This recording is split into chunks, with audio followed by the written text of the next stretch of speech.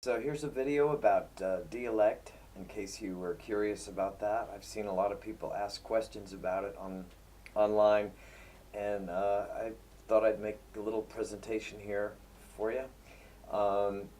To tell you about dialect, though, first I need to sort of show you the whole layout of language in Norway, and it's a little bit unique. When you start to learn Norwegian, what typically what you'll be taught is bokmål, and that is like based on Danish. I have a link with the history of it. It's very short. It's a really good read too, and for time's sake, I'm not going to really go into the history of it. But it's the book language, and it's based on Danish from when Norway and Denmark had a dual kingdom. And then when that ended in the like early 1800s, a little after that, a guy named Ivar Aasen put together Nynorsk. Well, he was a big part of that, and that is a blend of traditional Norwegian dialect from that time, and it was a reaction to the bokmål. These are the two languages that are used in Norway today for the real Norwegian. Anyway, their Samisk is also officially recognized by the Norwegian government. That is the Sami people, the Laplanders with the reindeer, and that is a different language completely. That's based on Finnish, so. But it is around. You hear it on the radio. It's also they have Samisk news on TV. Now you have dialect. This is what is spoken. I mean, bokmål and Nynorsk are written. What is spoken, though, every day by Norwegians where they live in your own town is dialect. And it's divided up. These are the major divisions of it. There are many, many divisions of categories of dialect. And I put Engelsk in here, too, because that is also spoken in Norway, and it's taught in schools to Norwegian kids when they're in school. So, anyhow, in between the dialect and the written, there is a pent version of speaking where people will speak as clearly as they can bokmål or Nynorsk, mostly bokmål. On radio, TV, national radio, I should say, local radio may be in dialect. Political debates and politics in school, sometimes in the military, whenever you have people from different parts of the country get together, and it's important that they understand each other very clearly, they will speak pen. Business, and utlendingar. That's you and me. That's foreigners. If you can get somebody to speak pent with you, that's great, because then they're your buddy. They're going to help you to speak Norwegian. That's a big part of it. Until you get to a certain level, though, don't expect anybody to do that. They will just speak English. If you speak English and you can't speak Norwegian, they'll just speak English to you. So anyway, what is dialect? All here, I put a few, little facts about it up in the corner here. All Norwegians speak it. Sometimes they change their dialect when they move from one part of the country to the other.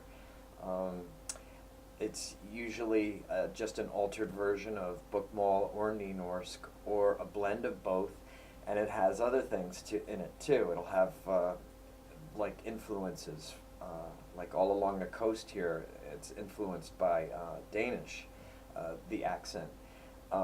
It can be, I say, it can be. Nothing is 100%. It often contains completely unique words that are only used in that dialect and nowhere else. It's not considered a slang or an accent. It's different, but it'll have those. It usually always does, which makes it even more fun. Sometimes older folks will speak an older version of the dialect, and younger people will have their own kind of version of it. but it will. I say it's not written, but it is written down. I mean, people do sort of keep track of it, and but it changes because it's not really enforced by teachers or universities or anything. This is what people are using. It's, so it's affected over time, more so than like standard bookmall would be, which also changes too. I mean, it has new words added to it all the time. Although it's spoken, like I said, it's written down. Sometimes you can see people use it on Facebook, in blogs and stuff. And so if you're interested in a certain dialect, you can find it online. If you're lucky, you'll be able to find it written down, but you need to hear how it sounds. That's really what dialect is all about, because it's spoken. It's more than just a way of talking. Okay, this is important. It's really somebody's identity. It's where they're from. It's kind of tradition. So you want to, especially if you're a foreigner, you want to have respect for that. And Norwegians have respect for each other's dialect. So I figured I'd put that in there. Bokmål and Nynorsk have those standard rules. Dialect really doesn't have that same kind of luxury of being regulated by teachers. So on the flip side of that too, it's not allowed on tests, and I'll explain that a little later. But students are allowed to speak dialect to each other in school, and it's interesting. There's a law about that, but you're not allowed to use it on tests for bookmall and stuff. So it may be very similar in towns that are next to each other, or it may be very different. I live right down here, and I have Nynorsk relatives, and I have relatives that speak bookmall, and a couple of towns that are close to me have a similar dialect, but then if you go in another direction, it changes a lot. The dialect is completely different. Bookmall and Nynorsk and dialect all have the same sentence structure, so that's why it's really important to get that down. I mean, you'll see, it really, really is almost essential. I mean, unless you have that sentence structure down, you won't understand any of them. So, but once you have it, then all of a sudden it makes it easier to learn any of them. And they also have the same nouns and verbs. A lot of them, a lot of the same nouns and verbs are used, and those are how you can understand dialect. If people don't use these nouns, a lot of nouns in a sentence or something, I won't know what they're saying, but if I can catch that noun, I'll know what they're talking about, or what they're doing. So they're shared between the dialect and the bookmall. Foreign language students like me that live here in Norge, we're taught bookmall first, and I live, like I said, the dialect where I live has Nynorsk mixed in with it.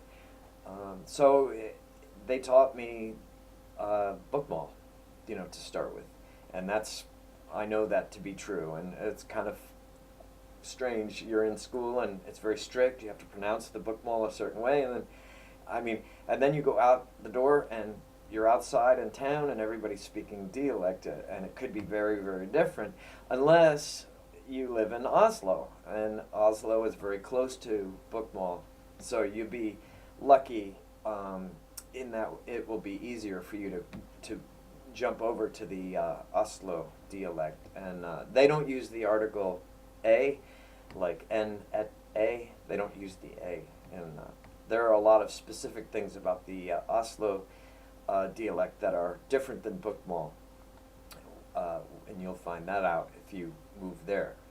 Okay, here's the Nynorsk bookmall, breakup, and that's the yellow is the Nynorsk. And a lot of the towns will, sometimes they'll name the dialect just after the town. So that's a good way to find out more about a dialect if you're interested in a specific one. And the surrounding area, it will be affected. I mean, some of the bigger towns, but within the area, every single town will be a little bit different. If it's anything like where I live, every single town has a slightly different dialect.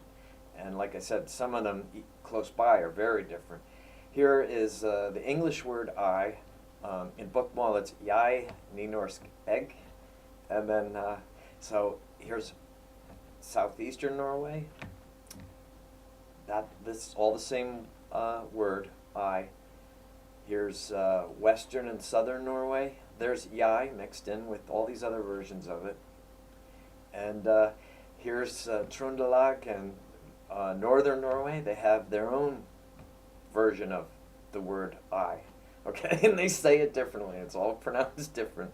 And it's totally cool. I mean, but if you ask somebody in Oslo about Trondheim dialect, they probably won't know, unless they go there a lot or have friends. And even then, they may not talk about it, just because they have respect. I mean, it's kind of weird. So if you want to know about a dialect, ask the people who live in that area about how to speak it, or if you have questions.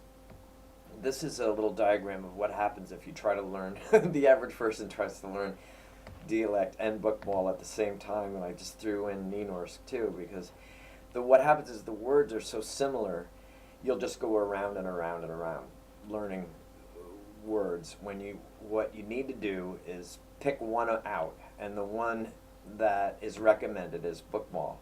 If you just learn Bokmål and disregard the dialect for just temporarily, and disregard the nynorsk, unless you're advised to learn nynorsk, then go do it like this. Just pretend this is nynorsk, and learn your basic grammar, build your vocabulary, start to read, get your sentence structure, and this takes time. It doesn't just take one day or watching a few videos on YouTube. This takes a long time for the average person, unless you're extremely talented and gifted at learning languages.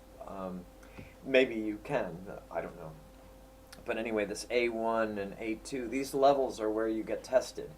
And they're really important. I mean, when you pass A3 in Norway as a foreign language student, as a foreigner, then you can make more money.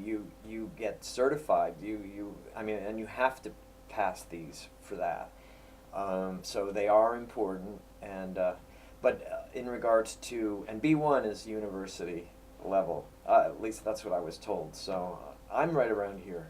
This is, Anyway, regarding dialect, when you get to the point where you can start reading, this is where my teacher, my Norske teacher, told us, to go ahead and learn the local dialect. And she was right. It's just a matter of filling in the words. There's no real tests for dialect that you have to pass. It's just if people understand you or not. And it's a lot of fun. This is where, since you know the sentence structure, you know what's going on grammar-wise, the dialect really behaves the same way. All you need to do is learn the phrases, the different things, and then you blend it in. You blend it in with your Bokmål. And to whatever degree you feel comfortable and other people feel comfortable around you. I mean, believe me, if just speaking Bokmål is great. I mean, anything's better than just speaking English here. I mean, we are in Norge now, we snakker norsk. But if you can speak the local dialect, you will pass it in a little bit better. You'll fit in, I think. And I'm starting to do that. It's a blast, and it's not hard at all once you have the basic Bokmål structure down. And that for nynorsk, if you're really going to be taking that is just like Bokmål, and it has a lot of strict rules. So I would recommend you take a Norsk course for nynorsk, if you can, wherever you can find that. And if you're here in Norway, please take a Norse course. You save yourself a lot of trouble. But anyway, that's dialect, and if you're Norwegian and you watch this video and you'd like to put a sample of your local dialect in the comments, I'm sure people would be interested in that. Here's some sites that I did research on this, but I mean there's a lot of stuff online about it, and if you want to know about a certain town, a certain dialect, you can find it by putting the name of the town and say dialect or dialecter right after that and search for it. I hope that clears up some mystery for you if you had any questions about dialect, and until next time, good luck and ha det bra.